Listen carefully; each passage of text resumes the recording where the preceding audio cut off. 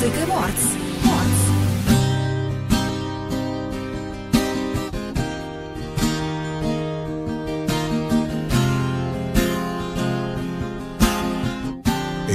HM Records.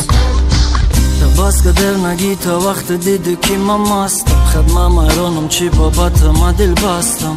دانستنم ارزی با یک تاری موی سرم ای سر دور کن مرا گویا من وجود نداشتم بدی سولوی سول هر خیل سؤال و بخاطر که بس اگرو مول دوره مودا نباد وایب یکی واتساپ تنها ترسی و مو گبزن مرشد بین ما و تا در کتاب زندگی افسوس کتاب ماده دیگه پری چای مال عشق درو اومده فهمم چی با نام ما تازیره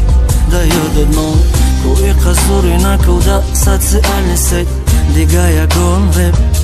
در بارد نیست مرا فقط غم داد یک سوال چی با نام های مرا برانده شما چی با تقدیر نسبت ما ی قبرمه ما چی خطا کردیم که ما را نمیفهمه سبب شما دفهمم کی باشم آرام چیزی تو بگوی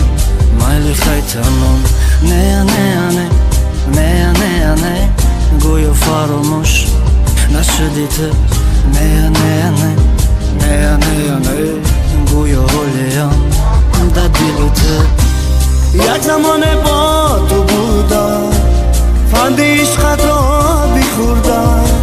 سخته ای آخیر وجودم نصر را دیگه سرودم یک زمان با تو بودم